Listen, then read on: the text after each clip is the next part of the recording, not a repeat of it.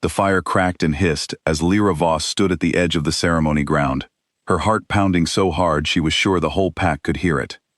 Hundreds of wolves had gathered under the night sky, waiting for the moment their alpha king would name his fated mate. Lyra had felt the pull the second Cade Ashriver walked into the clearing. It hit her like a wave of heat, an invisible thread pulling her chest toward him. She knew, without a single word being spoken, that he was hers, and by the ancient bond of their kind, she was his. Cade stopped walking. His golden eyes locked onto her from across the crowd, and for one breathless second, Lyra let herself hope. He was tall, broad-shouldered, carved from strength and command, the kind of alpha whose voice alone could silence a room. She had grown up hearing stories about him, about the king who ruled the northern territories with an iron will and a colder heart. She never imagined the fates would choose her, a half-blood nobody, to stand beside him. But hope is a fragile thing among wolves. Cade's nostrils flared as her scent reached him fully, and something in his expression shifted, not softened, hardened. His jaw tightened, and the warmth Lyra thought she saw in his eyes turned to ice in an instant. The pack around them fell silent, sensing what was coming before it happened. "She is not my mate," Cade said, his voice carrying across the clearing like a blade cutting through the night air. "I reject her." The words struck Lyra harder than any blow could. Gasps rippled through the crowd. Some wolves murmured in shock, others in cruel satisfaction, because everyone knew what she was, a half-blood. Her father had been a full wolf of a minor bloodline, but her mother had been an outsider, a woman with no pack, no rank, no name that mattered. Lyra had spent her whole life being reminded that she did not belong, and now the most powerful wolf in the territory had just confirmed it, in front of everyone who ever doubted her. She did not cry. She refused to give them that. Instead, Lyra lifted her chin and met Cade's eyes one last time. There was no apology in them, only cold command, the look of a king who believed his blood was too precious to share with someone like her. She turned before her legs could betray her, before the trembling in her hands became visible, and walked through the parting crowd with her head held high, even as their eyes bore into her like knives. Behind her, she heard the beta call out the next name to be presented, as if nothing had happened, as if her heart had not just been shattered in front of an entire kingdom. The ceremony continued without her. The world simply moved on. Lyra did not go back to the small house on the edge of the packlands where she had grown up. She kept walking, past the training grounds, past the border markers, until the trees swallowed the sound of drums and celebration behind her. Only then did she let herself stop, pressing a hand against the rough bark of an old oak, breathing hard, trying to hold herself together. She had known, deep down, that this could happen. Half-bloods were rejected more often than not, especially by alphas of pure and powerful lines. But knowing something could happen and feeling it happen were two very different pains. The bond was not something she could simply switch off. Even now, she could feel the faint, painful echo of it in her chest, a connection to a man who had just declared to the world that she was not enough. A twig snapped nearby, and Lyra straightened instantly, wolf senses sharpening. From the shadows stepped a woman she recognized, an elder named Nadia, who lived alone near the border, someone the pack mostly ignored because she rarely attended gatherings. Nadia's eyes were kind, but there was something else in them too. Curiosity, maybe, or recognition. "That was a foolish thing he did tonight," Nadia said quietly, moving closer with slow, careful steps, as if approaching a wounded animal. "Rejecting a mate is never without a price. The old laws are clear about that, even if the young ones today forget them." Lyra wiped her eyes quickly, embarrassed to be seen like this. "It doesn't matter. I'm nothing to him. I'm nothing to any of them." Nadia studied her for a long moment, her gaze drifting over Lyra's face, her hands, the faint marks along her collarbone that Lyra had always assumed were simple birthmarks. "You may believe that," the older woman said carefully, "but the world has a way of proving fools wrong." Before Lyra could ask what she meant, Nadia simply nodded once, turned, and disappeared back into the trees, leaving Lyra alone with her thoughts and the ache in her chest that refused to fade. She did not sleep that night. She sat outside under the stars, replaying the moment over and over. The way Cade's expression had changed so quickly from something like wonder to something like disgust. She told herself it did not matter what he thought of her. She told herself she did not need his approval, his crown, or his affection. But the bond inside her whispered otherwise, a quiet ache that no amount of pride could fully silence. By morning, word of her rejection had spread through the entire pack. Wolves who had never spoken a single word to her now looked at her with open pity or barely hidden amusement. Children whispered behind their hands as she walked past. Even wolves who had once been polite acquaintances now kept their distance, as if her humiliation were something contagious. The pack alpha, a stern man named Corwin who had never particularly liked Lyra's mother, summoned her before midday. He did not offer her a seat in his den. He simply looked at her, the way one might look at an unwanted burden finally being removed. "You understand what this means," Corwin said. Not really a question. A king's rejection is not a small thing. It reflects poorly on this pack that one of our own could not hold a king's interest. There are murmurs already about weakness in our bloodlines. Lyra's hands curled into fists at her sides. "I didn't choose this bond, Alpha. The fates chose it. If anyone should be blamed for what happened last night, it should be the king who broke it, not the woman he rejected." Corwin's eyes narrowed at her tone, but he did not argue the point, because he knew she was right, even if he would never admit it. Instead, his expression turned colder, more practical. "Regardless of blame, your presence here has become complicated. It would be best, for everyone, if you found somewhere else to settle. The southern borderlands are unclaimed. No pack will trouble you there." It took Lyra a moment to understand what he was truly saying. He was casting her out, not with violence, not with cruelty exactly, but with the quiet, bureaucratic coldness of someone removing an inconvenience from his territory. "You're exiling me," she said flatly. "I am giving you a fresh start," Corwin corrected, though his tone made it clear he did not particularly care which words she used to describe it. "Away from whispers, away from a king who clearly wants nothing to do with you." It is, in its own way, a kindness. Lyra wanted to argue, to remind him that her family had lived under this pack's protection for 2 generations, that she had never once broken a law or brought shame to their name until last night, through no fault of her own. But she could see in his eyes that his mind was already made up. Arguing would change nothing, except perhaps make her exit even less dignified than it already was. So she nodded once, turned, and walked out of his den without another word. She packed what little she owned into a single bag that afternoon. It did not take long. A few changes of clothes, a small knife her father had given her before he died, a worn blanket that still smelled faintly of her mother, even years after her passing. As she moved through the small house that had been her whole world, Lyra felt strangely calm, as if the shock of the previous night had burned away everything except a quiet, steady resolve. She would not beg to stay somewhere she was not wanted. She would not chase after a king who saw her as beneath him. If the world wanted to push her to the edges, then she would learn to survive there, on her own terms, without needing anyone's permission or approval. A few wolves watched her leave the packlands that evening, some with pity, a few with something almost like guilt, though none of them stepped forward to stop her or offer help. Lyra walked south, following the old trail toward the borderlands Corwin had mentioned, her bag slung over one shoulder, the last light of sunset stretching long shadows across the dirt path ahead of her. She did not look back. By the time the sun fully set, Lyra had crossed into unfamiliar territory, land that belonged to no pack, wild and untamed. The forest here was thicker, older, filled with sounds she did not immediately recognize. She should have been afraid. Perhaps some part of her was. But mostly, she felt something unexpected settle over her chest as she walked deeper into the unclaimed wilderness. Freedom. For the first time in her life, she did not have to worry about being watched, judged, or measured against a bloodline that had never truly accepted her.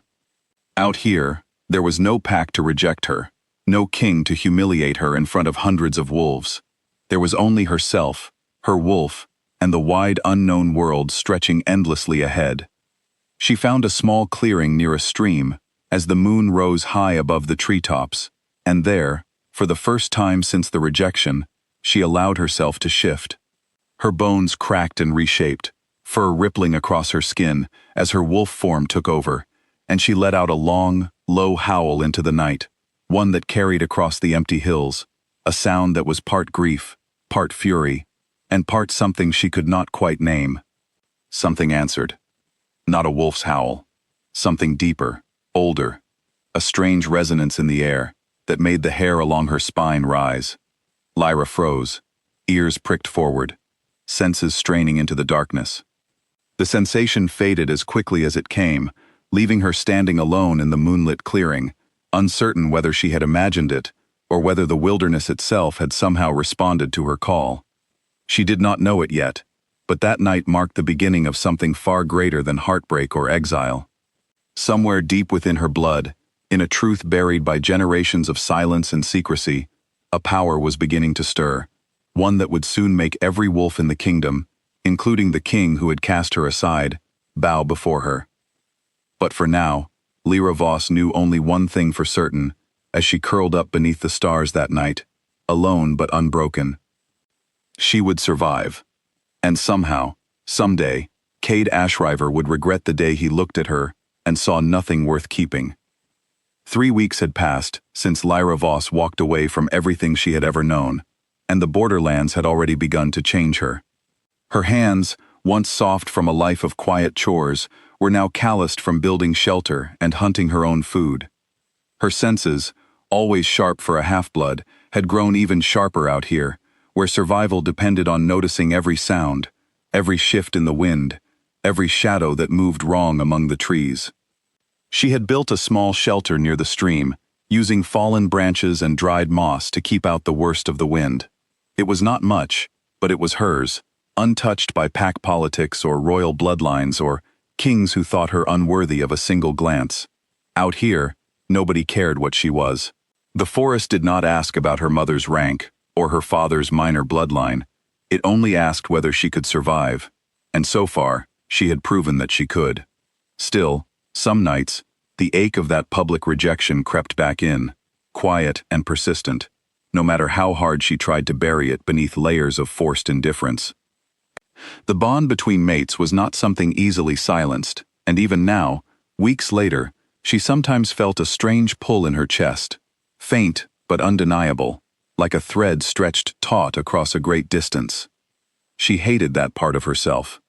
She hated that despite everything, some small piece of her still wondered what Cade Ashriver was doing at that very moment, whether he ever thought of her, whether he regretted a single second of that night.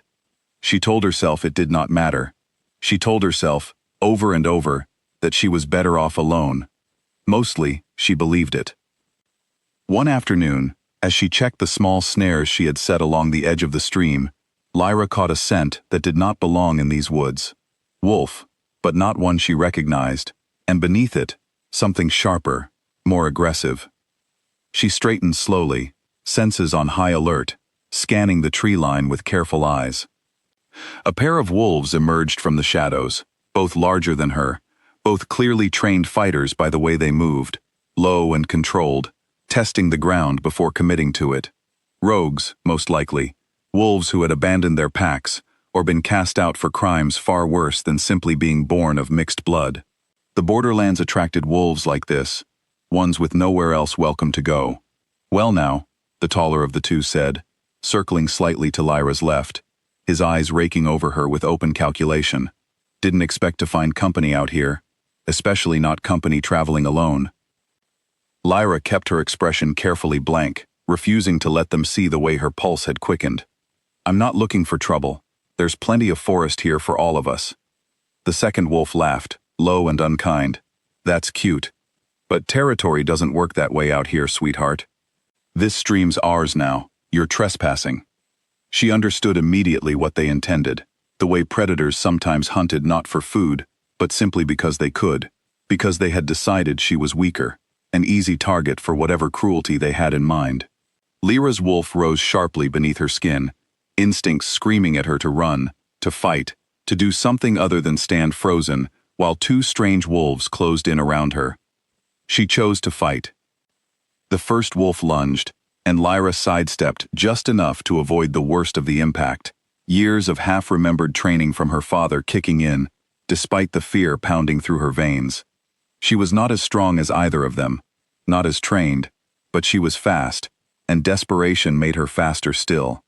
She ducked beneath a swinging arm, drove her elbow hard into the second wolf's ribs, and scrambled back toward the tree line, putting distance between herself and both attackers. It was not going to be enough. She knew that, even as she fought. Two trained rogues against one exhausted half-blood were not good odds, no matter how hard she pushed herself. The taller wolf caught her by the arm, wrenching her back with enough force to make her cry out, and for one terrifying second, Lyra thought this might genuinely be the end. That was when something inside her shifted. It was not a conscious choice. It happened the way lightning happens, sudden and uncontrollable, a surge of heat and power exploding outward from somewhere deep in her chest. The rogue holding her arm stumbled back with a strangled sound, releasing her instantly, his eyes wide with something that looked almost like fear. The forest around them seemed to hold its breath. Lyra did not fully understand what had happened, only that both wolves were now backing away from her, their earlier confidence replaced by wary uncertainty. She could feel her own wolf pressing hard beneath her skin, stronger than she had ever felt it, humming with an energy that did not feel entirely her own. "What is she?" the second wolf muttered, low enough that Lyra almost missed it, though she caught the tremor of unease in his voice. Neither of them waited to find out. Whatever they had sensed in that brief burst of power was apparently enough to convince them the fight was no longer worth the risk. They turned and fled into the trees, leaving Lyra standing alone by the stream, breathing hard, her whole body trembling from the aftermath of whatever had just happened. She sank down onto a nearby rock once she was certain they were truly gone, staring at her own shaking hands, as if they belonged to a stranger. She had felt powerful moments in her wolf before, brief surges of strength during difficult training sessions, but nothing like this. This had felt like something ancient waking up inside her, something that had been sleeping her entire life, waiting for the right moment to stir. She thought of Nadia, the elder from her old packlands, and the strange, knowing look in her eyes the night Lyra had been rejected. The way she had said the world had a way of proving fools wrong. At the time, Lyra had assumed it was simply kindness, an old woman trying to comfort a heartbroken girl. Now, she was not so sure. Over the following days, Lyra found herself paying closer attention to her own body, her own wolf, searching for further signs of whatever had happened by the stream. She noticed, for the first time, how the faint markings along her collarbone seemed to shimmer slightly under moonlight, something she had always dismissed as a simple trick of the light. She noticed how animals in the forest, even skittish deer that usually fled at the first hint of a predator, sometimes paused and watched her with strange, calm curiosity, instead of running. None of it made sense to her, not fully, but a quiet certainty was beginning to grow in the back of her mind. Whatever she was, whatever her blood carried, it was not ordinary. It was not something the pack's dismissive whispers about half-bloods had ever prepared her to understand. Meanwhile, far to the north, in the grand stone halls of the Alpha King's territory, Cade Ashreaver was beginning to understand that his own choices carried consequences he had not anticipated. It started small, a persistent ache beneath his ribs that no healer could explain. A restlessness in his wolf that refused to settle, no matter how long he ran the training grounds or how hard he pushed his body in combat. His temper, always sharp, had grown shorter, quicker to snap at advisors and warriors alike, until even his closest generals began exchanging worried glances behind his back. His beta, a steady, loyal wolf named Dorian, who had served the Ash River line for over a decade, finally worked up the courage to address it directly, one evening after a particularly tense council meeting. "You have not been yourself since the ceremony," Dorian said carefully, closing the heavy wooden doors of the war room behind them. "Since the rejection," Cade's jaw tightened at the word. "It was necessary." "Was it?" Dorian pressed, something rare and blunt in his tone. "The old texts are clear, my king. Rejecting a fated bond is not without cost. The strength you feel slipping, the restlessness in your wolf, it is not coincidence. It is consequence." Cade turned away, staring out the tall window toward the dark tree line beyond the castle walls, though his mind was clearly somewhere else entirely, perhaps replaying a memory of golden eyes and a face he had told himself did not matter. She was a half-blood, he said quietly, as if trying to convince himself all over again. The council would never have accepted her. My rule would have been questioned, weakened, from the very first day. Perhaps, Dorian allowed carefully. Or perhaps pride made a choice that instinct never would have. Cade did not answer, though something in his silence suggested the words had landed harder than he wanted to admit. He had spent weeks telling himself the rejection was purely strategic, a necessary sacrifice to protect the strength of his bloodline and his crown. But the ache in his chest, the restless emptiness that had settled over him since that night, told a different, far more inconvenient truth. He thought of her more often than he wanted to admit, the defiant set of her jaw as she walked away from him that night, refusing to break down in front of a crowd that clearly expected her to. The strange, unplaceable pull he had felt the moment her scent reached him, one he had never experienced with any other wolf before or since. He told himself it meant nothing. He told himself many things these days that felt increasingly hollow. Word soon reached the castle of a strange incident along the southern borderlands, whispered among traveling merchants and border patrols. 2 rogue wolves, both experienced fighters, had apparently fled from a confrontation with a lone half-blood woman, claiming she had unleashed a power neither of them could explain or defend against. The story spread quickly, distorted with each retelling, until it reached the ears of Cade's council, as little more than a strange rumor from the wild borderlands. But Cade, hearing the description of the woman involved, half-blood, alone, traveling from the direction of Corwin's former territory, felt something cold and sharp settle deep in his stomach. A suspicion he did not want to examine too closely, because if it was true, if the wolf in that story truly was the woman he had rejected in front of his entire kingdom, then perhaps his choice that night had been far more foolish and far more costly than pride alone could ever justify. He said nothing to his council about his suspicions. Not yet, but that night, for the first time since the ceremony, Cade found himself standing at his window, long after the castle had gone quiet, staring south toward the borderlands, wondering, despite every effort not to, exactly who Lyra Voss truly was, and what he had truly thrown away. The old woman's cottage sat at the very edge of the unclaimed forest, so hidden beneath twisted vines and leaning trees that Lyra almost walked past it twice before noticing the thin trail of smoke rising from its crooked chimney. She had been tracking rumors for days, following whispered stories from a traveling trader about a seer who lived alone near the western ridge, someone who was said to know things about bloodlines that had long been forgotten by the rest of the wolf kingdoms. Something about the strange power that had surged through her during the attack by the stream had left Lyra restless, unable to settle back into the quiet rhythm of survival alone. She needed answers, and if there was even a small chance this seer could provide them, she was willing to walk for days to find out. The door creaked open before Lyra even had the chance to knock, revealing a frail woman with silver hair and eyes clouded with age, though those eyes seemed to focus on Lyra with unsettling clarity the moment they met. "I wondered when you would find your way here," the old woman said, her voice raspy but steady.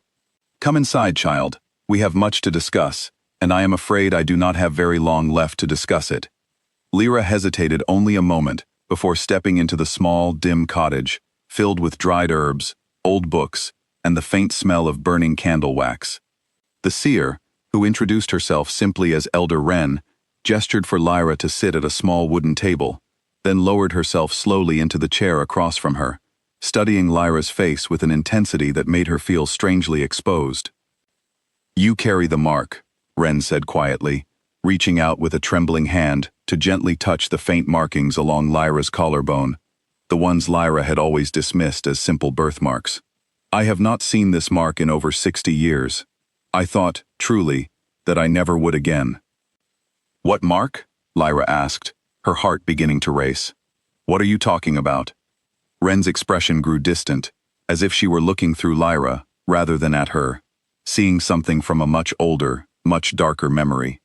Long ago, before the Purge, there existed a royal bloodline unlike any other among our kind, the Silverfang line.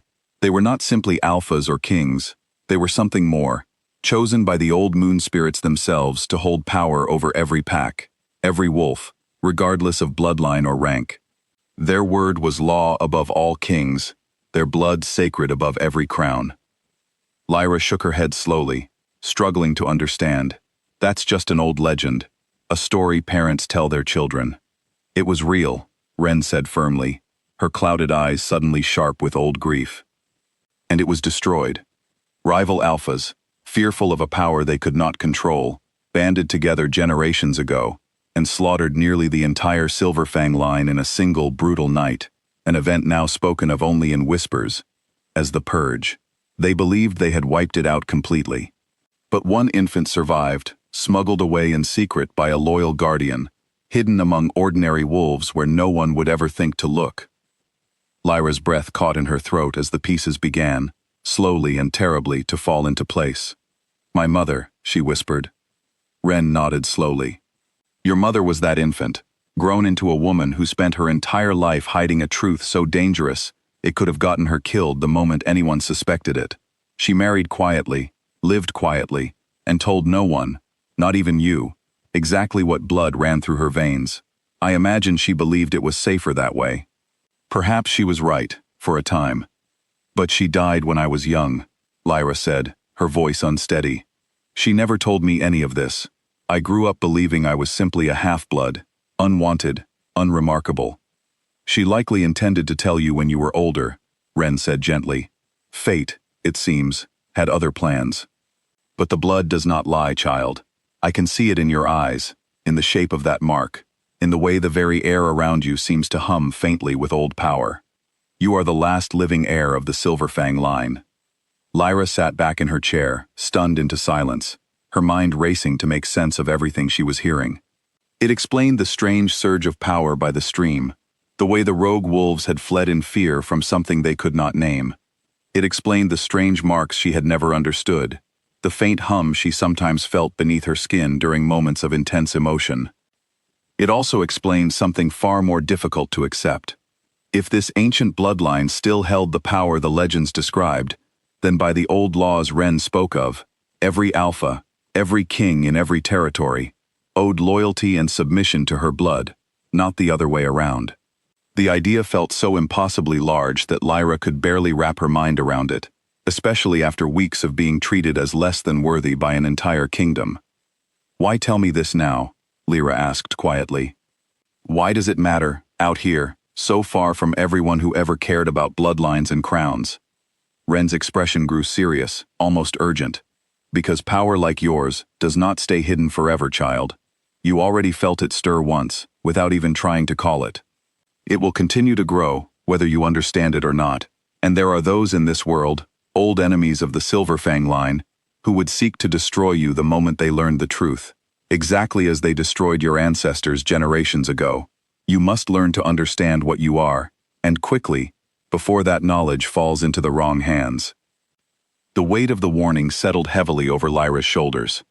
She thought of the rogue wolves who had already sensed something different about her, of how quickly rumors could spread through borderland trade routes and travelers. If word had already reached that far, it was only a matter of time before it reached ears far more dangerous than a pair of wandering rogues.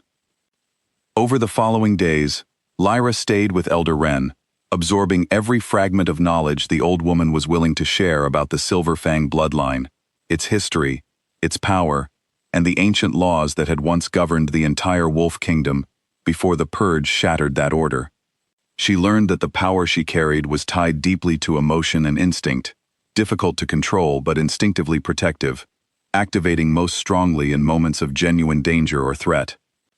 She also learned, with a strange mixture of vindication and heartbreak, that the pull she had felt toward Cade Ashriver the night of her rejection had likely been intensified by her royal blood, a bond made stronger by power neither of them had fully understood at the time. It did nothing to soften the sting of his public rejection, but it did explain why the ache in her chest had never quite faded, no matter how hard she tried to convince herself it should. "What should I do now?" Lyra asked one evening, as Ren carefully wrapped a series of old parchments detailing Silverfang history into a worn leather satchel meant for Lyra to keep. "Should I hide? Should I try to reveal myself to the packs and claim whatever place this bloodline is supposed to hold?" Ren considered the question for a long moment before answering, her expression thoughtful. That is a choice only you can make, child. But I will tell you this much. Hiding did not save your mother from an early grave, taken by illness before she ever had the chance to teach you what you needed to know. And the world you were born into, one that dismissed you as unworthy simply for the blood in your veins, deserves to know exactly how wrong it truly was. Lyra thought of Corwin's cold dismissal, of the wolves who had whispered and laughed as she walked away from the Packlands in disgrace. She thought of Cade's icy rejection in front of the entire kingdom, the way he had looked at her as though she were beneath his notice. A slow, quiet resolve began to settle over her, different from the raw heartbreak of that first terrible night. This was not about revenge, not exactly. It was about truth, about finally stepping into a version of herself that no one, not Corwin, not the whispering pack members, not even the Alpha King himself, could ever again dismiss or diminish. She was done being invisible. She was done being underestimated. Whatever came next, Lyra decided, as she stared into the crackling fire of Elder Wren's small hearth that night, she would face it not as a rejected half-blood, but as exactly who she truly was, the last living heir of a bloodline powerful enough to bring every alpha in the kingdom, including the king who had scorned her, to their knees. The council chamber fell into uneasy silence as Cade Ashriver slammed his palm against the long stone table, the sound echoing sharply through the room. 3 of his strongest border warriors stood before him, heads bowed, delivering yet another report of skirmishes along the eastern edge of his territory, minor challenges from rival packs, testing the strength of a king who no longer seemed entirely himself. It had been nearly 2 months since the rejection ceremony, and Cade could no longer deny what his own body was telling him. His strength, once unmatched among every alpha in the northern territories, had noticeably declined. His reflexes, still sharp, were nowhere near the lethal precision they had once been. Worse still, his ability to command absolute obedience from his own wolf had grown unpredictable, flaring hot with barely controlled aggression one moment, then leaving him strangely hollow and exhausted the next. "Leave us," Cade said quietly to the warriors once their report concluded, his voice carrying none of its usual commanding sharpness. They exchanged uncertain glances but obeyed without question, filing out of the chamber and leaving Cade alone with Dorian, his loyal beta, who had remained silently observing near the far wall throughout the entire exchange. "You cannot continue ignoring this," Dorian said, once the heavy doors closed behind the departing warriors. "Every week, you grow weaker.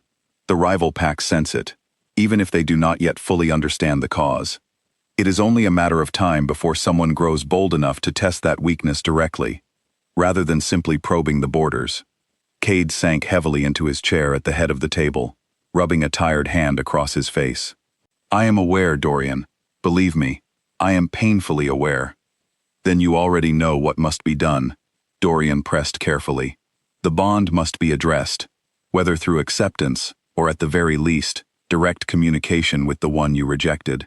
The old texts are clear that severed bonds can sometimes be partially restored if approached honestly and quickly enough. The longer you wait, the more difficult, and more dangerous, that restoration becomes." Cade's jaw tightened at the reminder, old pride warring visibly with the exhaustion clearly written across his features. He thought again of the strange rumor that had reached the castle weeks earlier, of a lone half-blood woman near the southern borderlands who had somehow driven off 2 experienced rogue fighters with an unexplained surge of power. He had told himself repeatedly that it likely had nothing to do with Lyra, that it was simply borderland exaggeration spreading through careless retelling. But deep down, in the part of himself he refused to examine too closely, he suspected otherwise. "Send trackers south," Cade said finally, the words feeling strange and heavy in his mouth after weeks of stubborn silence on the matter. "Quietly. I want to know if the rumors are true, and if so, exactly where she can be found." Dorian did not bother hiding his relief at finally hearing the order, though he wisely refrained from commenting on how long it had taken Cade to reach this decision. "I will see it done immediately, my king." As Dorian moved to leave the chamber, Cade called out once more, his voice quieter now, almost hesitant in a way that felt foreign coming from a man who had built his entire identity around unshakable command.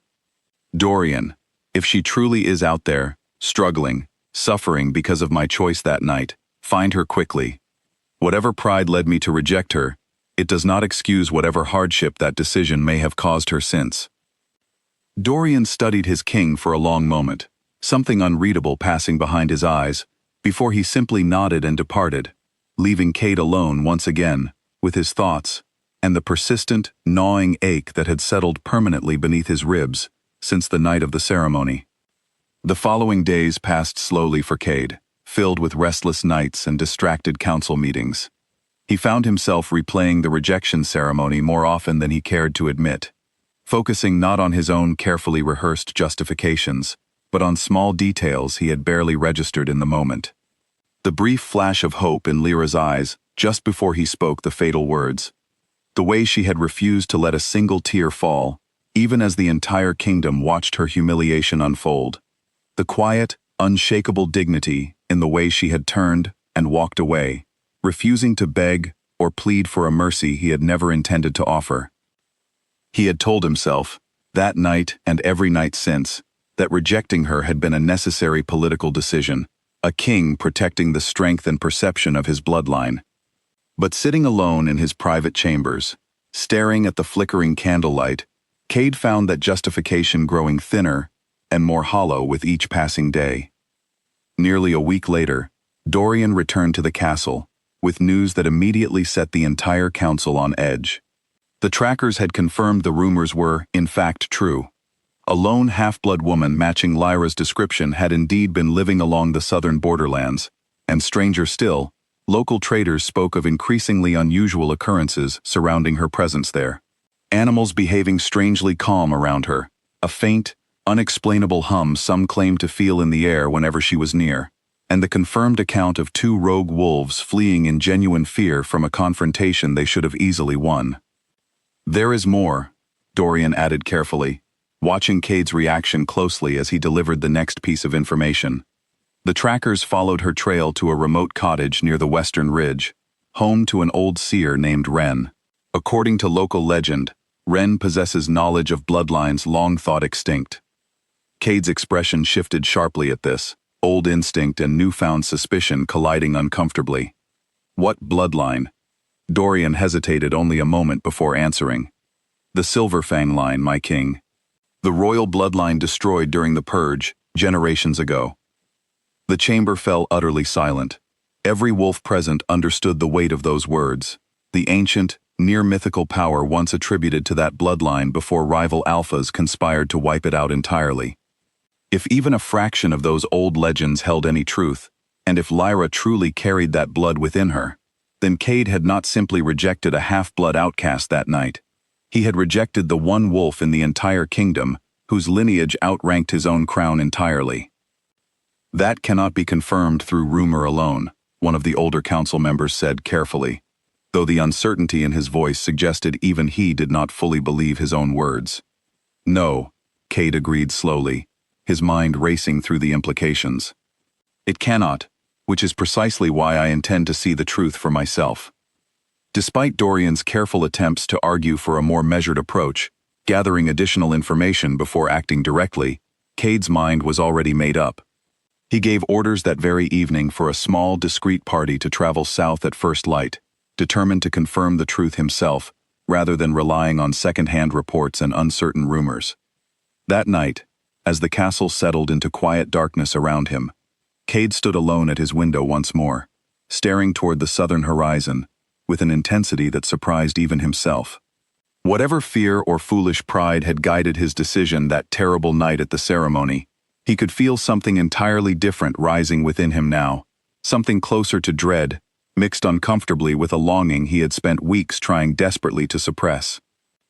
If the rumors proved true, if Lyra truly carried royal blood powerful enough to command every alpha in the kingdom, then his rejection had not simply been a personal failure, it had been a political catastrophe of staggering proportions, one that could unravel decades of carefully maintained order among the packs the moment the truth became widely known.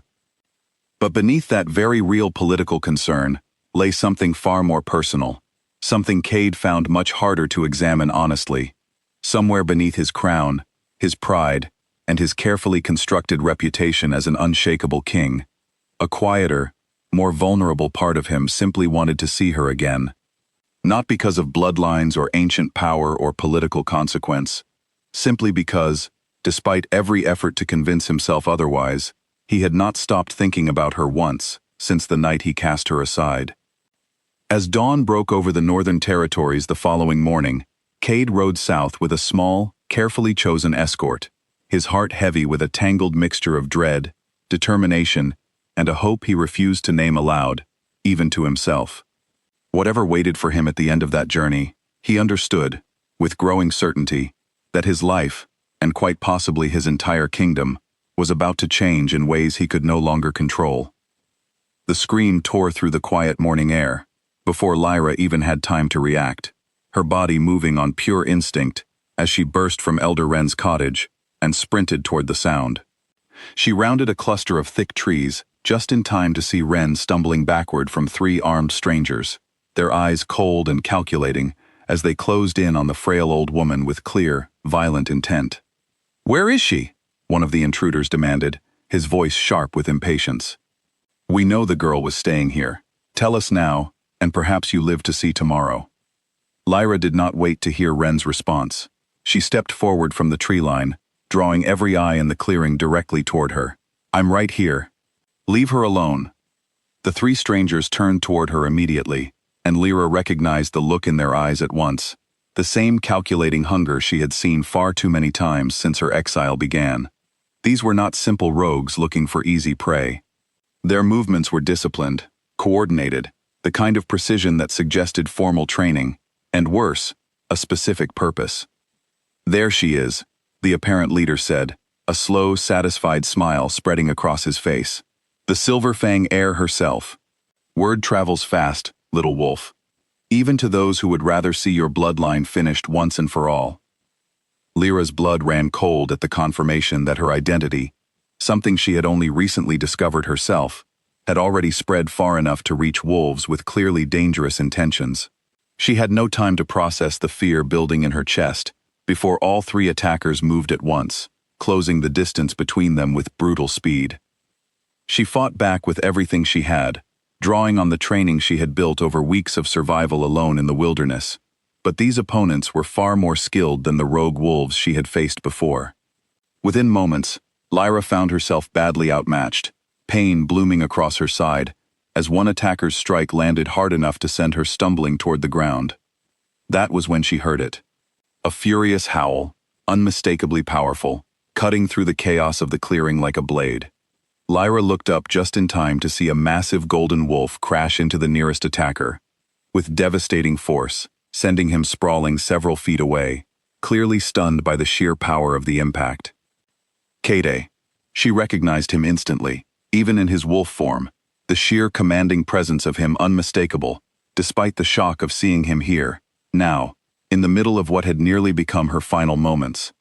His escort of warriors quickly engaged the remaining two attackers, and within minutes, the fight was decisively over, the intruders either fleeing into the trees or subdued entirely by Cade's experienced fighters. Cade shifted back to his human form almost instantly, rushing toward where Lyra still knelt on the ground, clutching her injured side. Concern was etched plainly across his features, a rawness she had never once witnessed from him during their brief, disastrous first encounter at the ceremony. "Are you hurt?" he asked, his voice tight with something that sounded remarkably close to fear. Lyra pulled back instinctively as he reached toward her, old pain and betrayal rising sharply to the surface, despite the immediate danger they had both just survived. "Why are you here?" she demanded, ignoring his question entirely. "Come to finish what those attackers started." Cade's expression flickered with something like genuine hurt at her words, though he did not immediately respond, his attention instead shifting toward Elder Wren, who was slowly making her way toward them, shaken but unharmed. It was Wren who finally broke the tense silence hanging over the clearing. "She needs healing, not interrogation," the old woman said firmly, kneeling beside Lyra to examine the wound along her side with practiced hands. "Whatever unfinished business exists between the two of you, it can wait until she is no longer bleeding." Cade nodded quickly, some of his usual composure returning as he barked orders to his warriors, instructing them to secure the perimeter and prepare emergency supplies from their travel packs. Lyra allowed Wren to tend to her wound, too exhausted and overwhelmed to argue further, though she remained acutely aware of Cade's presence nearby, watching her with an intensity she could not fully interpret. It was only once her wound had been properly cleaned and bandaged, once the immediate danger had fully passed, that the full weight of what had just happened truly settled over the clearing. 3 trained attackers had come specifically searching for her, aware of her identity as the last living heir of a bloodline thought destroyed generations ago. And Cade Ashriver, the very king who had rejected her in front of his entire kingdom, had somehow arrived at exactly the right moment to save her life. "You knew," Lyra said quietly, once she had regained enough strength to sit upright, her eyes fixed directly on Cade. "About my bloodline. That's why you're here." Cade did not attempt to deny it, meeting her gaze steadily despite the obvious discomfort clearly written across his features. "Rumors reached my territory. I came to confirm the truth for myself." He paused, something raw and unguarded, briefly crossing his expression before he continued. "I did not expect to arrive in time to prevent your death, Lyra. When I saw those attackers closing in on you, I have never felt fear like that in my life." The admission hung heavily in the air between them, neither entirely welcome nor easily dismissed given everything that had happened since their first, disastrous encounter. Lyra wanted desperately to hold on to her anger, her carefully built walls of self-protection, but the raw sincerity in Cade's voice made that far more difficult than she wanted to admit. "That doesn't change what you did," she said finally, her voice steady despite the emotional turmoil churning beneath the surface. "You humiliated me in front of everyone I once called family. You called me unworthy without a single moment of hesitation." "I know," Cade said quietly, his voice heavy with something that sounded remarkably close to genuine regret. "And I have no excuse that would make that choice acceptable. Pride made a decision that instinct never would have. I have paid for that mistake every single day since, in ways I am only now beginning to understand." Elder Wren, who had been quietly observing the exchange while gathering her scattered herbs and supplies, finally spoke up, her voice carrying the weight of someone who had witnessed far too many prideful mistakes across her long lifetime. "The attack that just occurred proves precisely how dangerous the situation has become. Whoever sent those wolves clearly wants the Silverfang bloodline eliminated permanently, before its true power can ever be fully realized or recognized. Lyra can no longer safely remain hidden in isolation." Cade's expression sharpened immediately at this, old instincts for protection and strategy quickly overriding his personal discomfort. "Then she needs protection, formal recognition, if the bloodline is truly what the old legends describe. My castle, my warriors, whatever resources are needed." "I don't need your protection," Lyra said sharply, old pride flaring hot despite her exhaustion. "I have survived perfectly well on my own since the night you rejected me." "You nearly died today," Cade countered, though his tone remained carefully gentle rather than confrontational. "Skilled attackers specifically targeting your bloodline will not stop after a single failed attempt. Whoever sent them will try again, likely with greater numbers and better preparation next time." Lyra hated that his logic was, however frustratingly, entirely sound. She thought of the calculated precision of the attack, the leader's clear knowledge of her identity and location. This was not a random encounter with wandering rogues. Someone with real resources and organization had deliberately targeted her, and Wren's warning about ancient enemies, determined to keep the Silverfang bloodline extinguished, suddenly felt far less like distant history and far more like an immediate, ongoing threat. "I will consider it," Lyra said finally, though her tone made clear she was making no promises beyond that. "But nothing about this means I have forgiven you, Cade Ashriver. Whatever debt of protection you feel you owe me now does not erase what you did that night." Cade nodded slowly, accepting her words without argument, something almost like relief, flickering briefly across his features, despite the clear boundaries she had just established. "I would not expect it to, but allow me the chance to prove, through actions rather than empty words, that I understand exactly how badly I misjudged you." As the small group began preparing to travel toward the safety of Cade's territory, Lyra found herself watching him carefully, searching for any hint of the cold, dismissive king who had rejected her so publicly weeks earlier. She found instead a man clearly wrestling with genuine guilt, genuine fear for her safety, and an unmistakable determination to make amends for a mistake that had nearly cost her everything. It was not forgiveness. Not yet. But as they set off together toward whatever uncertain future awaited them, Lyra allowed herself, cautiously, to wonder whether the man who had once looked at her with such cold disdain might genuinely be capable of change. Whatever happened next, one truth had become undeniably clear during the chaos of that violent morning.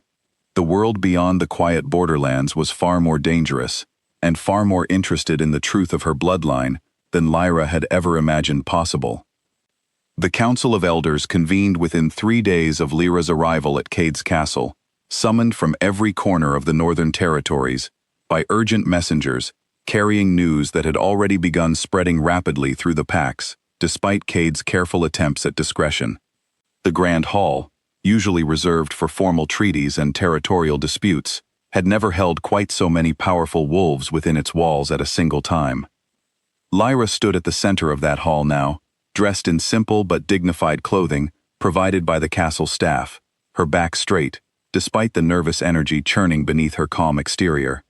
Dozens of alphas, betas, and elders from packs across the entire territory watched her with expressions ranging from open skepticism to poorly concealed curiosity, none of them quite certain what to make of the half-blood woman rumored to carry ancient royal blood within her veins. Elder Wren stood beside her, having insisted on traveling to the castle personally to help verify the truth of Lyra's lineage before the assembled council. Cade sat at the head of the hall in his formal seat of authority, though Lyra noticed he seemed unusually tense, his eyes flicking toward her repeatedly as the various elders debated the legitimacy of the claims being presented. The Silverfang line was destroyed generations ago, one particularly skeptical elder argued, his voice carrying clearly through the hall. Every historical record confirms the bloodline's complete elimination during the purge. How can we possibly accept the sudden appearance of an heir, particularly one raised entirely outside any awareness of her supposed heritage? Because the blood does not lie, Wren countered firmly, stepping forward despite her frail frame. I have studied the old texts and bloodline markings for over 60 years. The mark upon her collarbone matches ancient Silverfang records exactly. Beyond physical evidence, her wolf has already demonstrated abilities consistent with old accounts of Silverfang power, abilities that emerge specifically during moments of genuine threat or protective instinct. A murmur rippled through the assembled council at this claim, several elders exchanging skeptical glances, while others appeared genuinely intrigued by the possibility. It was one of the oldest alphas present, a stern woman named Katrina, who ruled over one of the largest territories in the north, who finally spoke the words that shifted the entire tone of the gathering. There is a way to know for certain, Katrina said, her sharp eyes fixed directly on Lyra. The old bloodline tests still exist within our sacred texts. Rituals designed specifically to verify Silverfang heritage, beyond any reasonable doubt. If this woman truly carries that blood, the test will confirm it, beyond argument. If she does not, we will know that as well. Lyra felt her pulse quicken at the suggestion, uncertain exactly what such a test might involve, but understanding immediately that refusing would only fuel further doubt and suspicion among the gathered council. I am willing, she said, her voice steady despite the nervousness churning in her stomach. If it proves the truth, one way or another, I would rather know for certain myself. The test, as it turned out, involved an ancient ceremonial blade passed down through generations of council elders, said to react specifically to true Silverfang blood, in ways no ordinary wolf's blood could replicate. Lyra stood at the center of the hall as Katrina approached with the ceremonial blade, its silver surface etched with symbols so old that even Wren admitted she could not fully translate their meaning. This will draw a small amount of blood, Katrina explained, her tone surprisingly gentle despite her earlier skepticism. If the old legends are true Silverfang blood will react visibly, glowing faintly beneath moonlight, in a manner impossible to fake or replicate through any other means. Lyra nodded, extending her arm despite the slight tremor she could not quite suppress. The blade's edge was sharp, cutting cleanly across her palm with barely any pain at all. For one terrifying moment, nothing happened, and Lyra felt her stomach drop, wondering if perhaps Wren had been mistaken. if her entire understanding of herself over the past weeks had been built on nothing more than false hope. Then it happened. The blood welling from the small cut began to shimmer, faintly at first, then more visibly, glowing with a soft silver light that seemed to pulse gently in rhythm with her own heartbeat. Gasps echoed throughout the hall, as every wolf present witnessed the unmistakable confirmation of what Wren had claimed all along. Even the most skeptical elders present could not deny the evidence glowing plainly before their own eyes. "By the old laws," Katrina said slowly, her voice carrying a weight of genuine reverence that had been entirely absent moments earlier, "this confirms beyond any doubt that this woman carries true Silverfang blood, the last living heir of a royal line, believed extinguished for generations."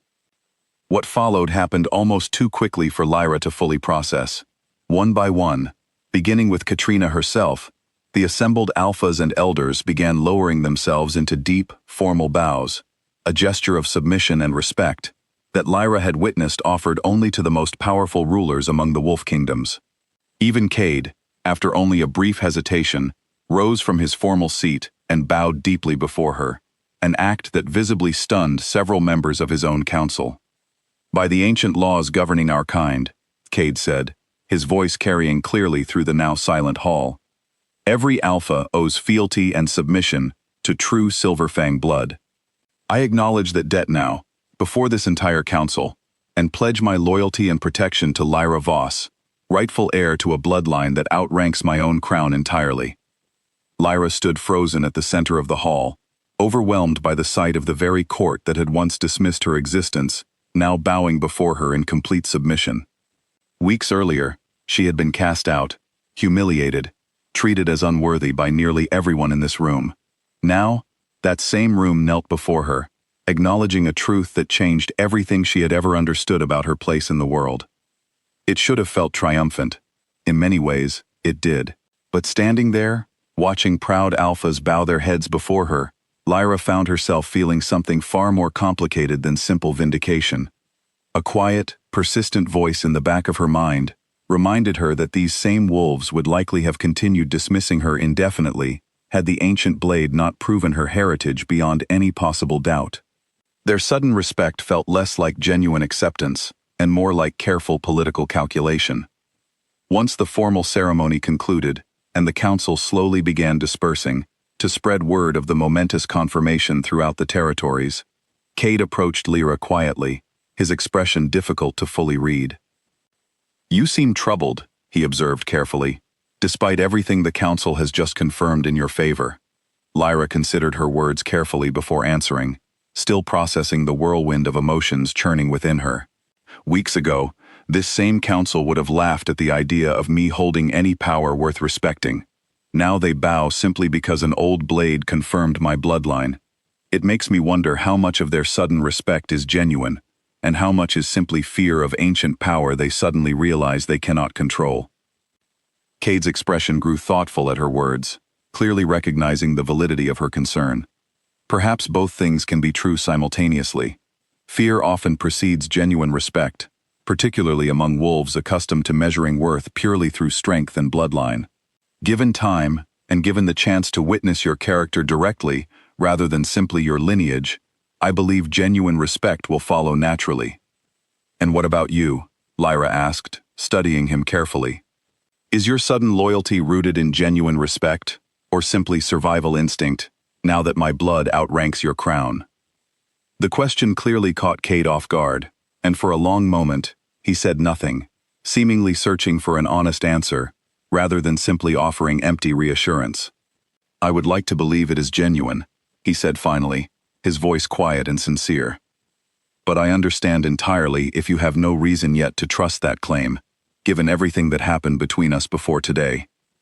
I do not expect your trust simply because ancient law now demands my loyalty. I intend to earn it, through actions rather than titles or bloodline politics." Lyra studied him for a long moment, searching his expression for any hint of the cold dismissiveness she had witnessed the night of her rejection. She found instead something that looked remarkably like genuine humility, an emotion she had never once expected to witness from the proud Alpha King who had once looked at her as though she were beneath his notice. It was not forgiveness, not yet.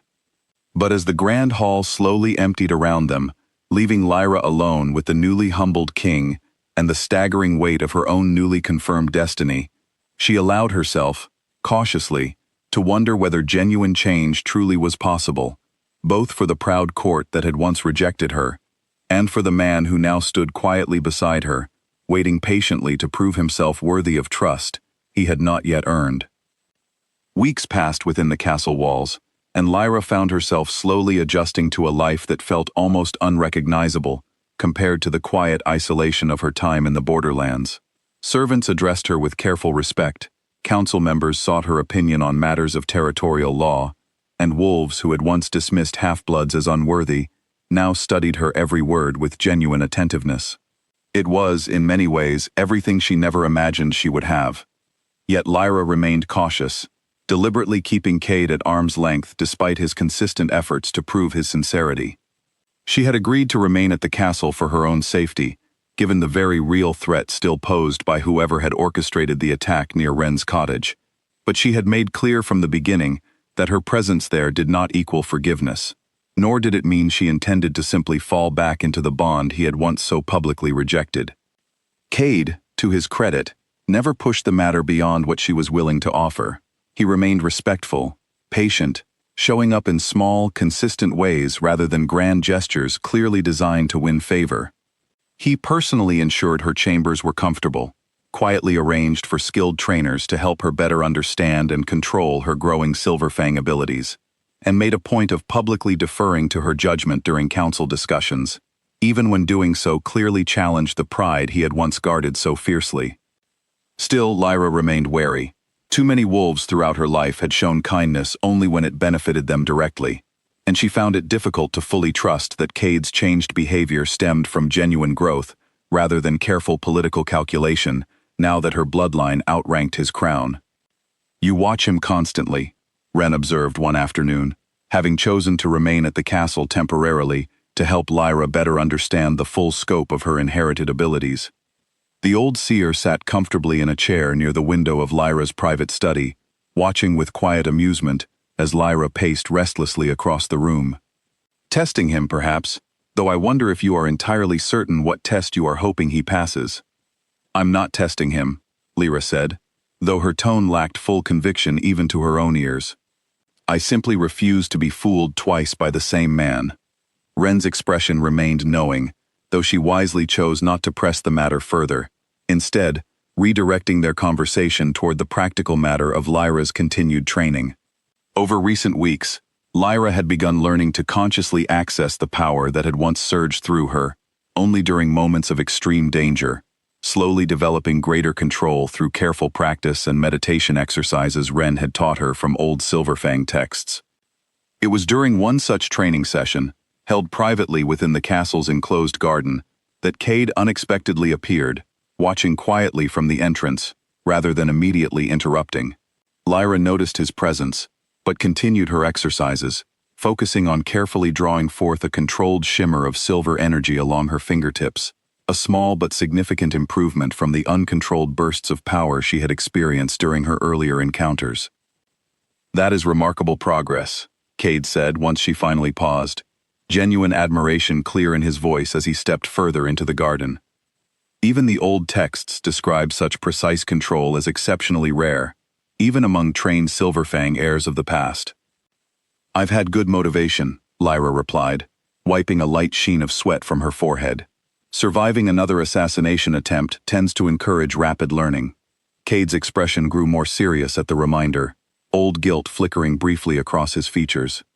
"Speaking of which, my trackers have identified likely suspects behind the attack near Wren's cottage, a faction of Alphas, led primarily by Alpha Bram of the Eastern Ridge Territories, who has long opposed any restoration of old Silverfang authority, fearing it would diminish the independent power individual Alphas currently hold.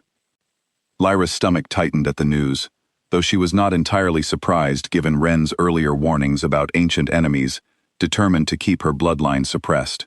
"What do you intend to do about it?" "That decision belongs to you, not me," Cade said carefully. "Your blood holds authority above my crown now, whether either of us fully anticipated that reality. I will support whatever course of action you choose, but I will not make that choice on your behalf." The response caught Lyra slightly off guard, given how accustomed she had grown throughout her life to powerful wolves making decisions entirely without her input or consent. She studied Cade carefully, searching once again for any hint of manipulation or empty political posturing, and found instead what appeared to be genuine deference. "I want to speak with him directly," Lyra decided finally. "Alpha Bram. Before any accusations or consequences are formally pursued, I want to understand exactly why he believes my bloodline poses such a threat, and whether there might be a path toward resolution that does not require further conflict." Cade's eyebrows rose slightly at this, clearly not the response he had anticipated. "That carries significant risk. If Bram truly orchestrated the attack against you, a direct meeting could provide him another opportunity to finish what he started." "Perhaps," Lyra acknowledged, "but hiding behind walls and armed guards indefinitely is not a solution either. If I am truly meant to hold authority over every pack in this kingdom, I cannot begin that role by avoiding difficult confrontations out of fear." Something shifted visibly in Cade's expression as he listened to her reasoning, admiration clearly overtaking his initial concern. "You continue to surprise me," he admitted quietly. "Even after everything the council has confirmed about your bloodline, I find myself equally impressed by your character, rather than simply your inherited power." Lyra felt an unexpected warmth at the compliment, quickly suppressed beneath old, practiced defenses. "Careful, Alpha King. Compliments alone will not undo months of hurt so easily." "I am not attempting to undo anything through empty words," Cade replied, his tone growing more serious. "I understand actions alone will determine whether you ever choose to trust me again, if at all. I simply intend to continue showing up, consistently, for as long as it takes, regardless of whether that consistency ever earns the outcome I hope for."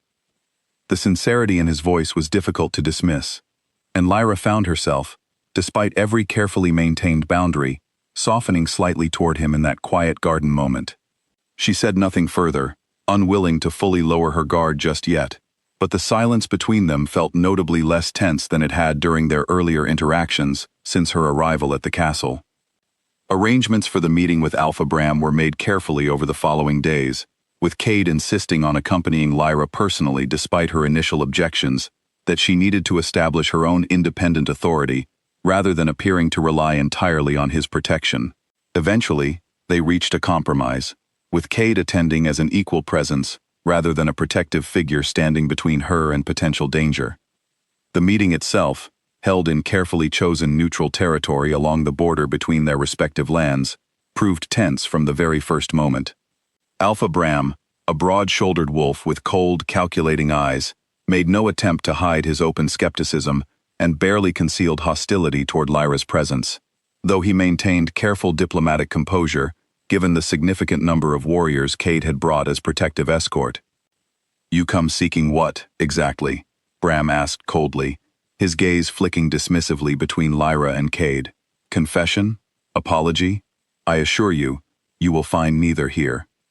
"I came seeking understanding," Lyra replied evenly, refusing to let his hostility rattle her carefully maintained composure. "You clearly believe my bloodline poses a genuine threat to the independence alphas like yourself currently hold.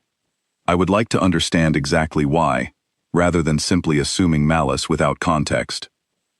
Bram studied her for a long moment, clearly caught slightly off guard by her willingness to engage directly, rather than simply asserting authority or demanding submission. "The Silver Fang line," he said finally, his tone slightly less hostile though still guarded, "once held absolute authority over every pack, every alpha, regardless of individual merit or capability. Entire territories were dictated by royal decree, rather than earned leadership. My own ancestors fought and died specifically to end that system, believing every pack deserved independent authority over their own lands and decisions." Lyra considered his words carefully, understanding for the first time a perspective she had not fully appreciated until this direct conversation. "I have no interest in returning to a system of absolute unquestioned authority," she said honestly. "I did not ask for this bloodline, nor do I intend to wield it as a weapon against alphas who have earned genuine respect and loyalty from their own packs through fair leadership." The conversation continued for nearly an hour, tense but increasingly productive, as Lyra worked to understand Bram's genuine concerns, while making clear her own intentions differed significantly from the feared return of unchecked royal dominance. By the meeting's conclusion, no formal alliance had been established, and Bram's underlying distrust remained far from fully resolved, but a foundation for future dialogue had been carefully laid, one built on genuine understanding rather than simple fear or forced submission. As they traveled back toward the castle afterward, Cade rode alongside Lyra in thoughtful silence for a long while, before finally speaking. That took remarkable courage, and even more remarkable patience.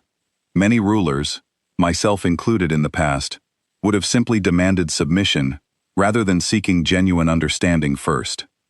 Perhaps that is precisely why the Silverfang line was nearly destroyed in the first place, Lyra replied thoughtfully.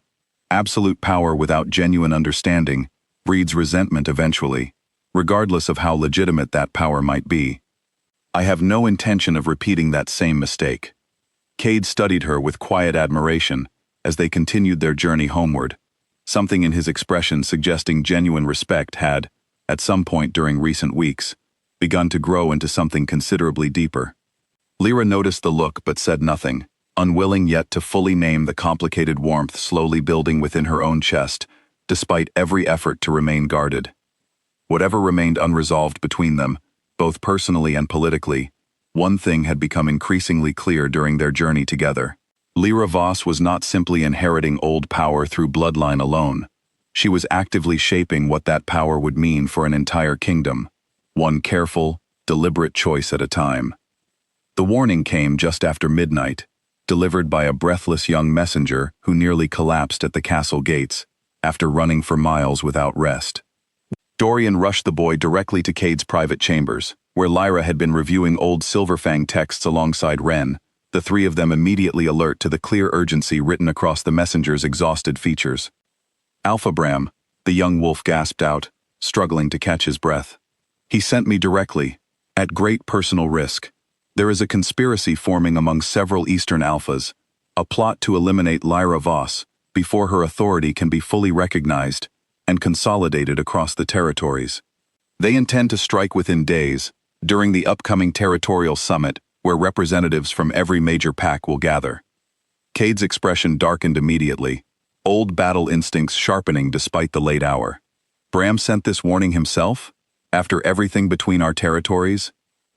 He said to tell you, the messenger continued, that whatever his concerns about restored Silverfang authority, he wants no part in cold-blooded murder, disguised as political maneuvering.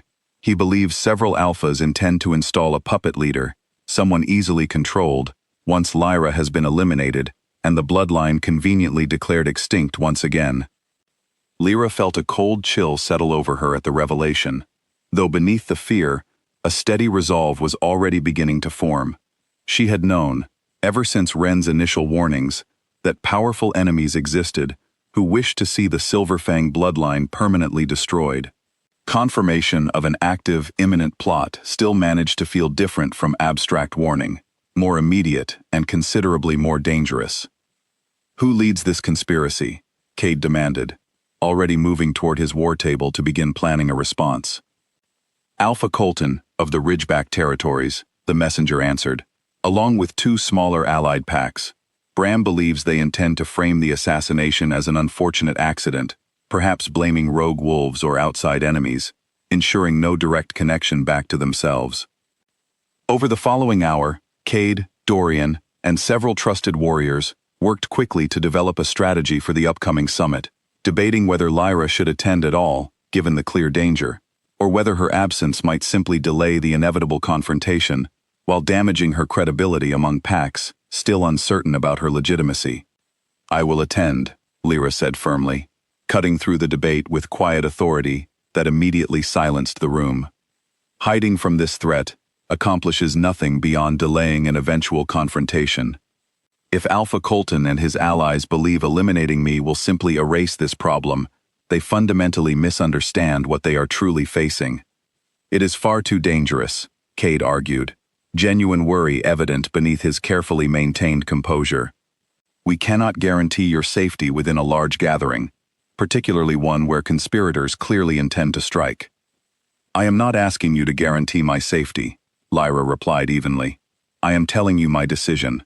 I have spent my entire life being underestimated, dismissed, and treated as though I lacked the strength to determine my own path.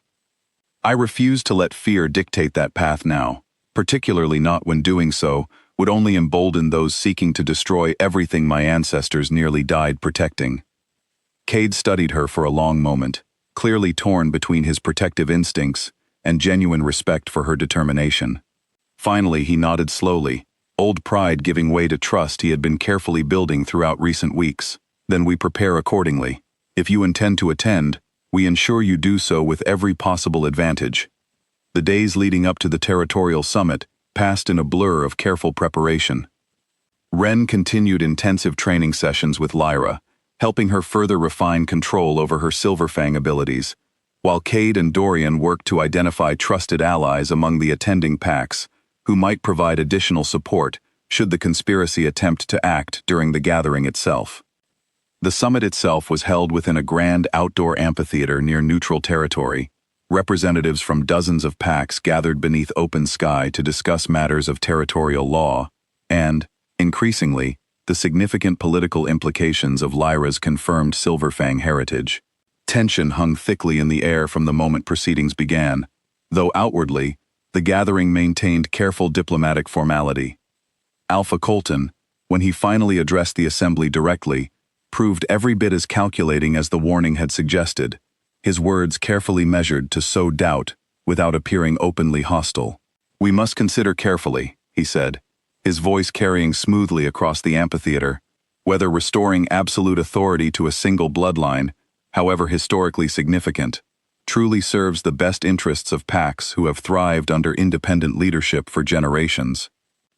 Murmurs of agreement rippled through certain sections of the crowd, and Lyra recognized immediately the careful political groundwork being laid, designed to justify whatever violent action Colton and his allies intended to take as a defense of pack independence, rather than simple murder for personal gain. "I have no intention of imposing absolute authority upon any pack," Lyra said, rising from her seat to address the assembly directly, her voice steady, despite the very real danger she understood might be building around her. "I seek partnership, not domination. Every pack represented here retains full authority over its own internal matters. My role, should the packs choose to recognize it, would be limited specifically to matters requiring unity across territorial lines, threats too large for any single pack to address alone." "Convenient words," Scolton replied, his tone growing slightly sharper, "from someone who has held such claimed authority for barely a matter of weeks. How can this assembly trust promises of restraint from a bloodline whose ancestors once ruled with far less humility?" "You may judge me by my actions rather than my ancestors," Lyra countered evenly. "I have already met directly with Alpha Bram, addressing his concerns honestly rather than demanding blind submission. I extend that same willingness to every pack represented here today, including yours, Alpha Colton, should you choose genuine dialogue over conspiracy." The pointed reference to conspiracy clearly caught Colton off guard, a flicker of genuine alarm crossing his features before he quickly composed himself.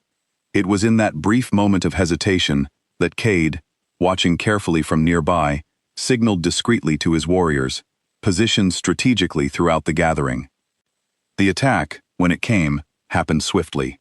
Several wolves loyal to Colton attempted to rush the central platform where Lyra stood, clearly intending to eliminate her before the assembly could fully process what was happening. But Cade's warriors, having anticipated exactly this possibility, intercepted the attackers almost immediately, while Lyra herself, drawing on weeks of careful training, unleashed a controlled burst of silver energy that knocked the nearest attacker completely off his feet, without causing any serious lasting harm. The entire confrontation lasted less than a minute, ending with Colton's co-conspirators subdued and disarmed before the shocked eyes of the entire assembly. Colton himself attempted to flee amid the chaos, only to find his path blocked by none other than Alpha Bram, who had positioned himself strategically nearby, clearly having anticipated exactly this moment, despite his own earlier reservations about Lyra's authority. "Enough," Bram said firmly, physically restraining Colton before the assembled crowd. "I warned you against this path, Colton. Whatever concerns exist about restored Silverfang influence, murder, disguised as political necessity, is not a solution any honorable alpha should ever consider." The assembly erupted into stunned murmurs, as the full scope of Colton's betrayal became clear before the entire gathering. Lyra, breathing hard from the brief but intense confrontation, turned to address the shocked assembly directly, her voice carrying clearly, despite the chaos still settling around them. "This is precisely why unity matters," she said firmly. "Not unity through fear or forced submission, but unity built on trust and mutual accountability. Alpha Colton chose violence rather than honest dialogue, because he believed doing so would go unpunished, hidden behind claims of protecting pack independence. I ask this assembly today, formally, to hold him accountable, not simply because he threatened me personally, but because he threatened the very trust this gathering depends upon to function at all." The assembly's response was immediate and overwhelming, representatives from pack after pack voicing formal condemnation of Colton's actions, several openly pledging support for Lyra's continued involvement in matters of territorial unity moving forward. Even wolves who had entered the summit deeply skeptical of restored Silverfang authority found themselves genuinely impressed by the composed, principled way Lyra had handled both the political challenge and the sudden violent threat against her life. As the summit concluded hours later, with Colton and his remaining conspirators formally detained pending further judgment by the full council, Cade approached Lyra quietly, amid the slowly dispersing crowd, admiration, and something considerably warmer clearly written across his features. "You did not need my protection today," he observed, a note of genuine wonder in his voice. "You handled that entire confrontation, both the words and the violence, entirely on your own terms." "I had help," Lyra acknowledged, glancing toward where Cade's warriors and Bram's timely intervention had proven crucial to the outcome. "But you're right that I did not need saving today, not in the way you clearly feared I might." "No," Cade agreed quietly, studying her with an expression that had shifted noticeably from simple respect toward something considerably deeper. "You proved today, beyond any remaining doubt, exactly why every wolf in this kingdom, myself included, was always meant to follow your lead, rather than the reverse." Lyra felt the warmth of his words settle deeply within her chest, old defenses continuing to soften, despite weeks of carefully maintained distance. Whatever remained unresolved between them personally, one truth had become undeniably clear following the events of that tense, dangerous summit. Lyra Voss was no longer simply surviving within a world that had once rejected her entirely. She was actively reshaping that world, one difficult, principled choice at a time, and increasingly, the proud king who had once scorned her stood not simply as her subject by ancient law, but as a genuine partner earning his place beside her through action, rather than empty titles alone. The private garden had become Lyra's favorite refuge within the castle grounds over recent weeks, a quiet space where she could finally set aside the constant weight of political responsibility and simply breathe. She sat now on a stone bench beneath a blooming tree, watching the sunset paint the sky in deep shades of orange and purple, when Cade appeared at the garden entrance, hesitating slightly before approaching. "May I join you?" he asked, uncharacteristically uncertain, given his usual confident bearing. Lyra studied him for a moment before nodding, gesturing toward the empty space beside her on the bench. He settled there carefully, maintaining a respectful distance, despite the growing warmth that had steadily developed between them since the events of the territorial summit weeks earlier. "I have been thinking," Cade began slowly, clearly choosing his words with unusual care, "about everything that happened between us since that first terrible night, about the pain I caused you, the exile you endured because of my choice, and everything you have since accomplished despite that painful beginning." Lyra remained quiet, sensing he needed space to fully articulate whatever weighed on his mind, though her heart had already begun beating faster in anticipation of where this conversation might lead. "I told myself, that night, that rejecting you was purely strategic," Cade continued, his voice growing steadily more honest and unguarded. "I convinced myself the council would never accept a half-blood mate, that my authority would be permanently weakened by such a choice. But sitting here now, Months later, having watched you handle challenges I myself would have struggled to navigate with such grace and wisdom, I understand that reasoning for exactly what it truly was. Fear disguised as strategy. Fear of what? Lyra asked quietly, genuinely curious despite the vulnerability evident in his admission. Cade was quiet for a long moment, staring out at the darkening sky before finally answering. Fear of losing control, perhaps. Fear of a bond so immediate and overwhelming that it threatened everything I believed defined me as a strong, capable king. I had spent my entire life building an identity around unshakable command, and the moment I felt that pull toward you, so instant and so powerful, some part of me panicked, choosing cruelty over vulnerability, because cruelty felt safer, more familiar. Lyra absorbed his words carefully, recognizing genuine self-reflection, rather than simple excuse-making. That fear cost me everything I once knew, she said honestly, though without the sharp accusation that might have colored her words weeks earlier. My home, my pack, months of pain and uncertainty, while I struggled simply to survive alone. I know, Cade said quietly, genuine remorse evident in every word.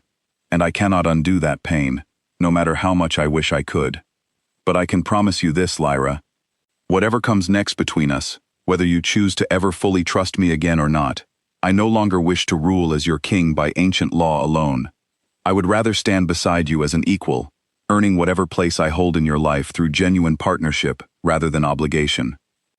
He reached toward the ceremonial crown resting upon his own head, a symbol of authority he had worn with practiced confidence for years, and slowly removed it, setting it carefully on the stone bench between them. This crown means nothing if it comes at the cost of genuine connection, built on trust and honesty. I lay it down, symbolically, not because ancient law demands submission to your bloodline, but because I choose, freely, to walk beside you rather than above you.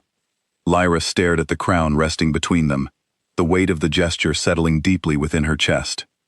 She thought of everything that had happened since that first terrible rejection, the pain, the exile, the discovery of her true heritage, and everything she had since built and accomplished despite that painful beginning. She thought too of the man sitting beside her now, so different from the cold, dismissive king who had once looked at her as though she were beneath his notice.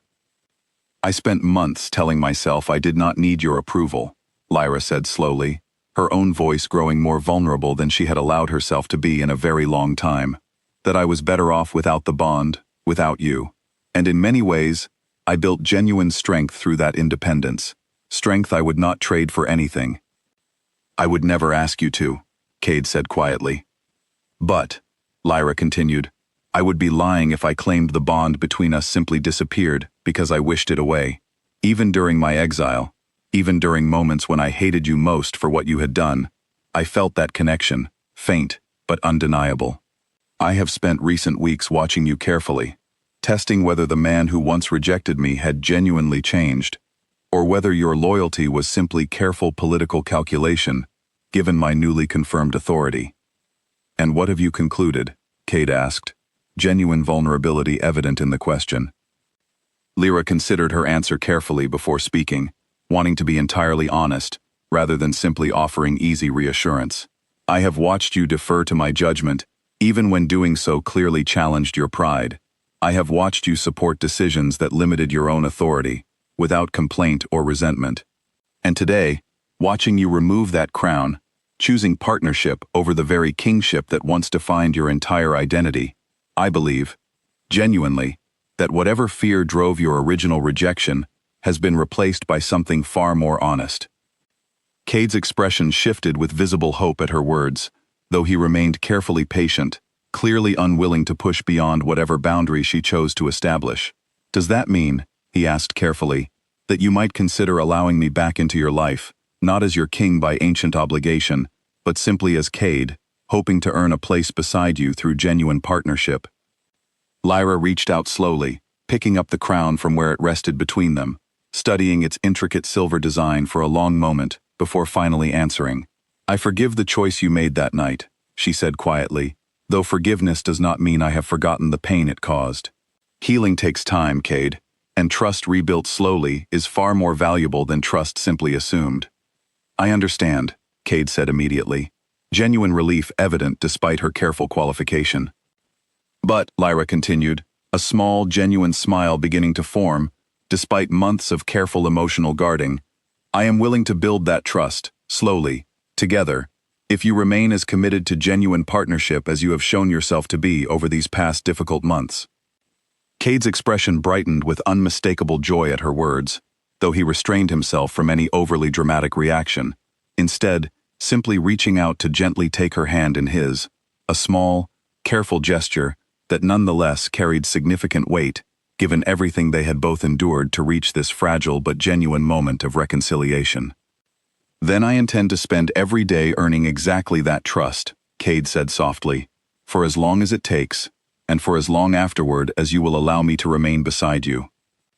They sat together quietly, as the last light of sunset faded into gentle evening darkness, the crown resting once again between them, no longer a symbol of obligation or ancient law, but rather, a quiet reminder of the genuine partnership they had both chosen, freely and honestly, to build together, moving forward.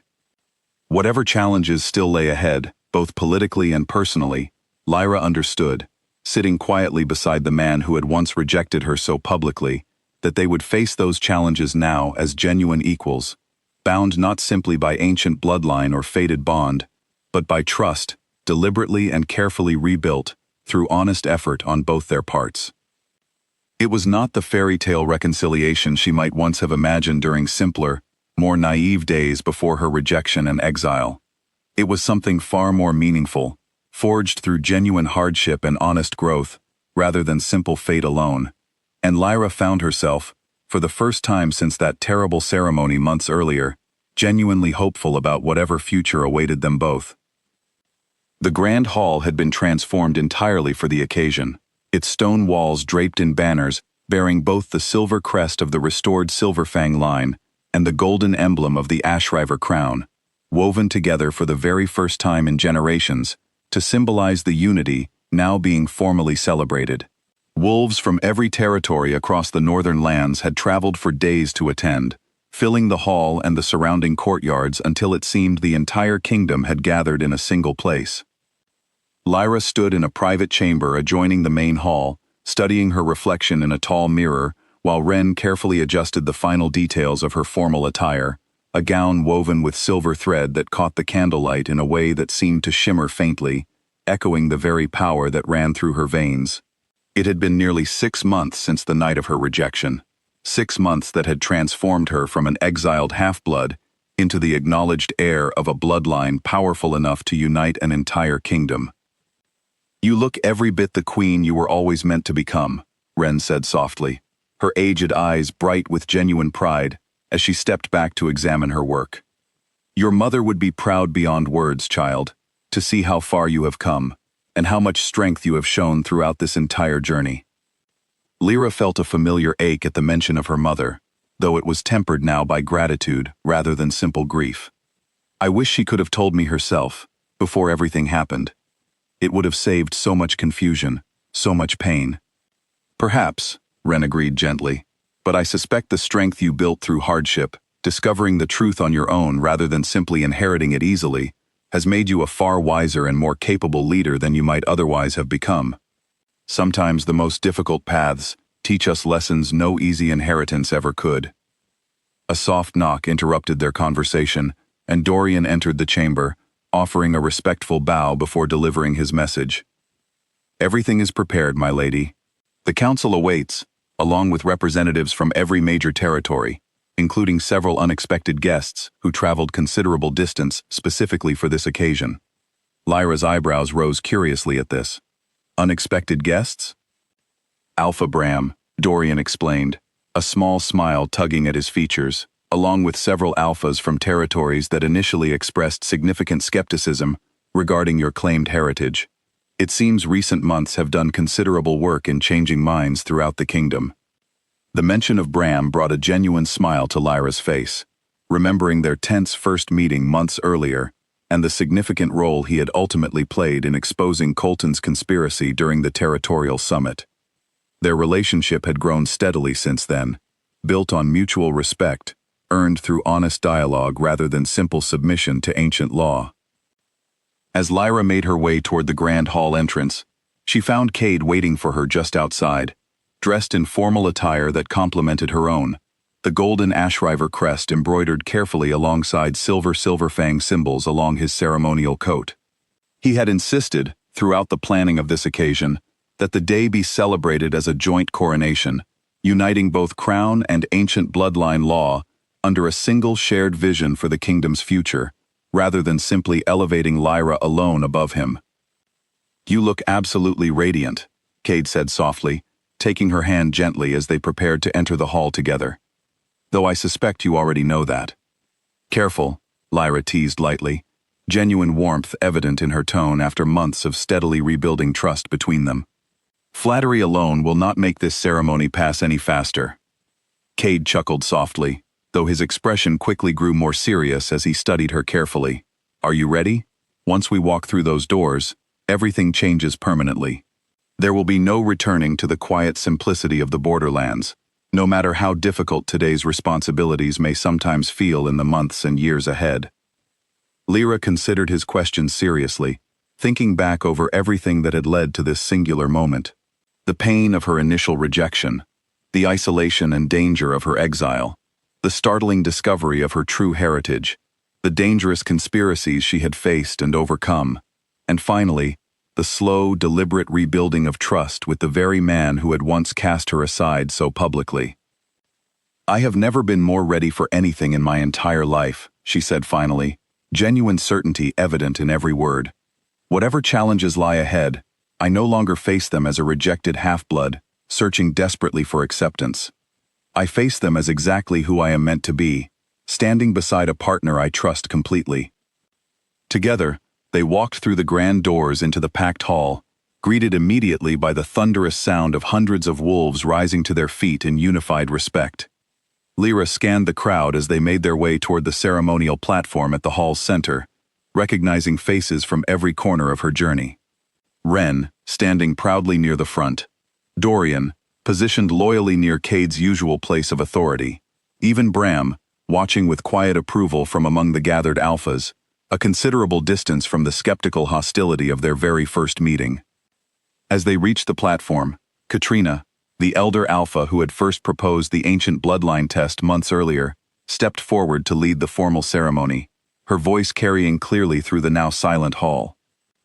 "Tonight, we witness something this kingdom has not seen in countless generations," Katrina announced, her tone carrying genuine reverence. "The formal joining of ancient Silverfang authority with the strength and unity long provided by the Ashriver crown. Not through conquest, not through simple ancient law demanding submission, but through genuine partnership, earned honestly, between two leaders who have proven themselves worthy of the trust this kingdom now places in them." The ceremony continued with traditional formalities, ancient vows spoken carefully by both Lyra and Cade, promises of protection, unity, and honest partnership extended not simply to each other, but to every pack and territory represented within the grand hall. When Katrina finally placed matching crowns upon both their heads, one gleaming silver, one gleaming gold, woven together with delicate silver thread, symbolizing their united authority, the hall erupted into genuine celebration, cheers and howls of approval echoing throughout the castle and beyond.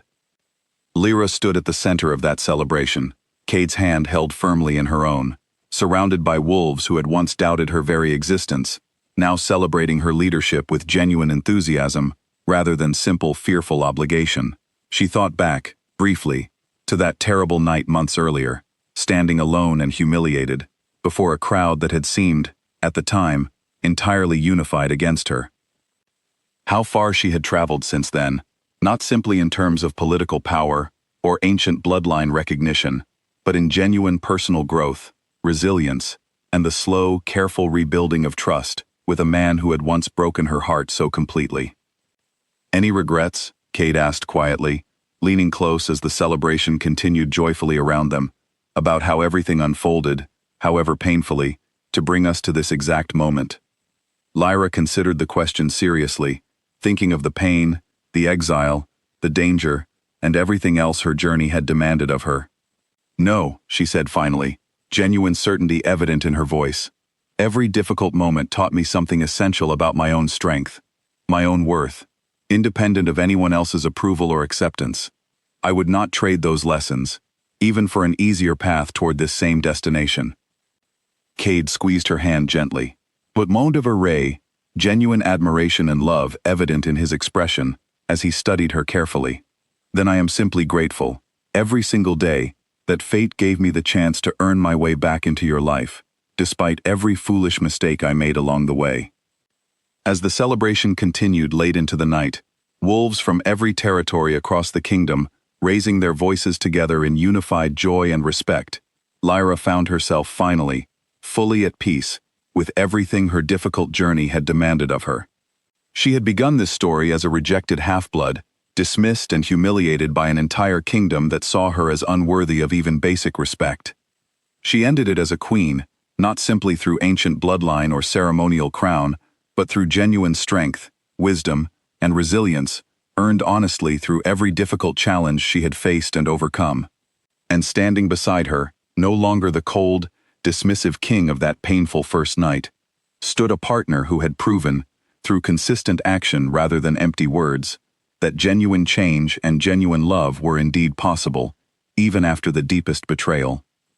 Every wolf in that grand hall knelt before her that night, not out of fear or ancient obligation, but out of genuine, hard-earned respect and loyalty. And as Lyra looked out over the joyful celebration surrounding her, she understood, with complete certainty, that whatever challenges the future might still hold, she would face them exactly as she was always meant to, not as a rejected outcast, but as the strong, capable queen her ancestors had always hoped she would become.